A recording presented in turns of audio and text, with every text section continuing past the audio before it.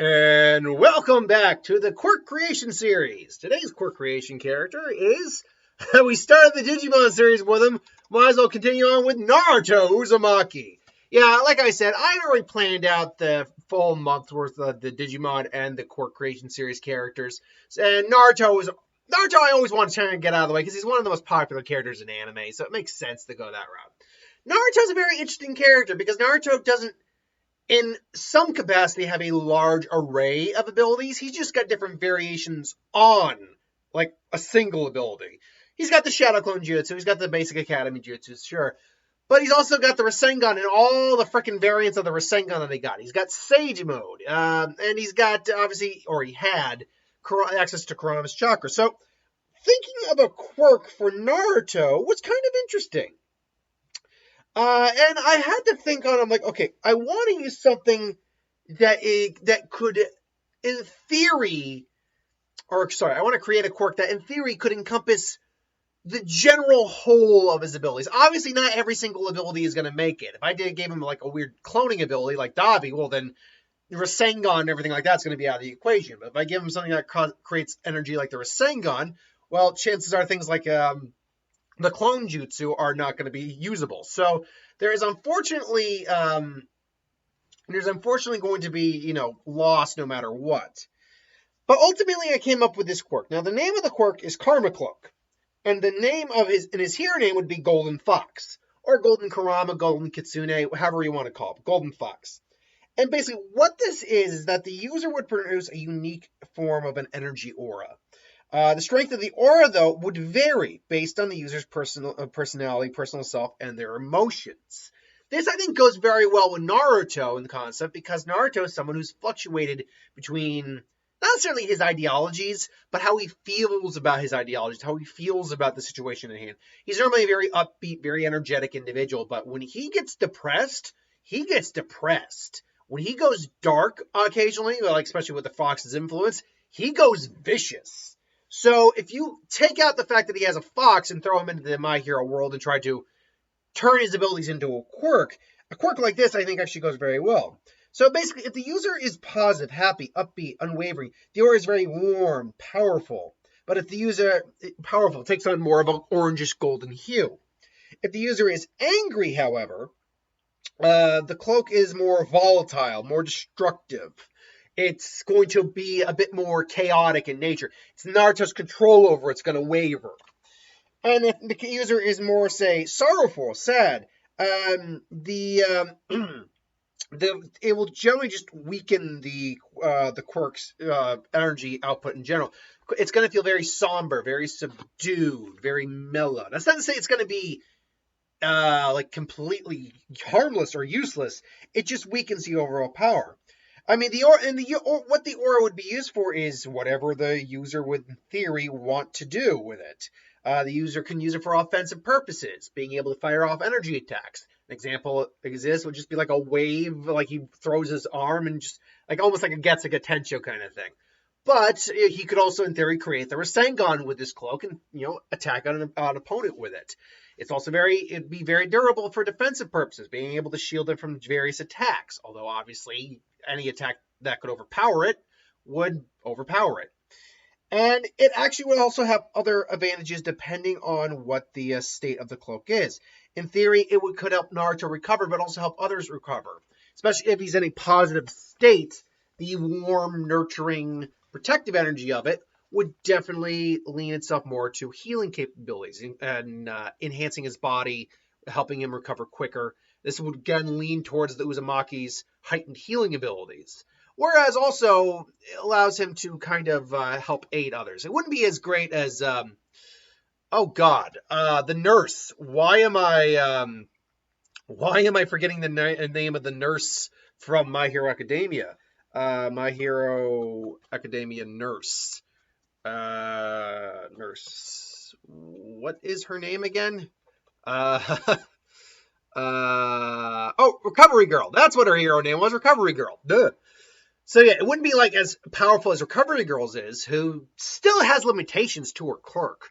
Like she can't heal certain wounds, no matter how effective it may be, or her healing might be. Like she was able to just snap Deku back into place, but like there's certain things she could not save Night Eye.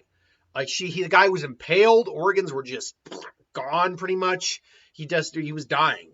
Yeah, she can't heal things like that. Nor would Naruto. Naruto wouldn't even be able to like just immediately reset limbs or anything like that. But if someone is bleeding, has major cuts, things along those lines, even like maybe like a serious gouge in their stomach, they're bleeding out a bit, he might be able to save them with some practice. Might be able to slow the bleeding down, halt it, at least enough for an actual medic like recovery girl to get in there. However, that's not the full capacity of the quirk. If the quirk were to awaken, when it awakens, Naruto's control over it would increase greatly. The overall power of it in any form would increase greatly. But it would take, when he actually awakens it, it would take the form of his Nine-Tails chakra cloak. Specifically speaking, like the more sage-looking version of it, not the actual nine-tailed fox form or anything like that. No, he gains basically his Kyuubi chakra mode cloak. Sorry, but he gains it when he gains the one, not that he gains the cloak that he gained when him and Kawama actually cooperated. The one with the actual cloak, not the just glowing mode that he had. So I think that'd be like the full, and everything would increase. His speed would be like through the roof, durability, strength, all of his energy manipulation would be enhanced to its fullest. Now I should also note what some of the extra abilities of him in an anger mode or him in a sorrow mode would be, because I imagine it would be some other abilities to it. In anger, I feel like the overall output of power is greater, but the control is shot because it takes on that red angry hue, and it's so volatile, much like the fox kind of was in the day, and how Naruto used to be, especially when he fought Haku. So while more powerful technically, it's a lot more dangerous. It can cause a lot more like corrupt like burns. It could even like leave lasting effect on people who get like hit by it, kind of like a disease almost, or a poison.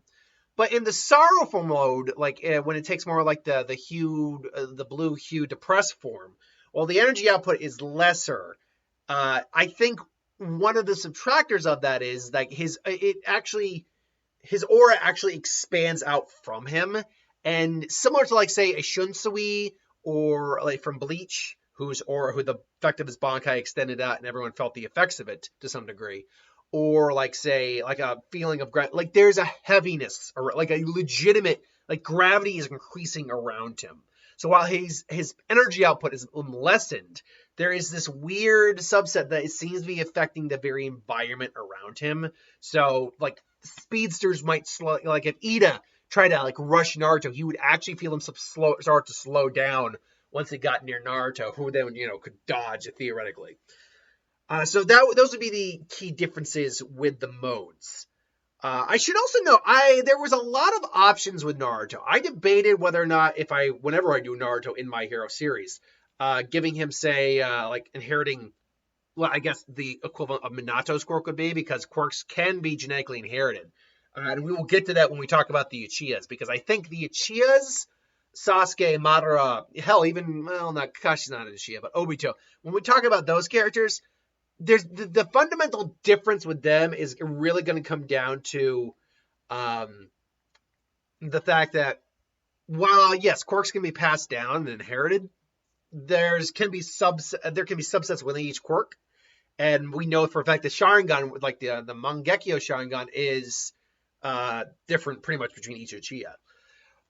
So anyway, that being said, the biggest drawback of this quirk would almost certainly be the fact that it is tied directly to the user's emotional state.